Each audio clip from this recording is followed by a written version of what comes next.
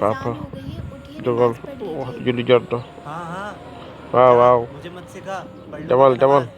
bu ma jàngal naa jóg इस julli léegi लड़की ने तो मुझे परेशान कर रखा है। ndaw si moom sonal na ma de कुछ ना कुछ तो करना kii पड़ेगा। foo ma génn si moom pexe quoi आज ये जहर इस पानी में मिलाकर waaw poson इस bi tam लड़की koy का def si काम ndox तमाम कर ही jox देता ko हूँ। mu pare fi बेटा अब्दुल्ला जी waaw sama पापा। doom Abdallah लो mu ne बेटा waaw papa ये पानी अपनी बहन mu को ne पिला am दो। ठीक ndox है bi पापा। jox ko sa rak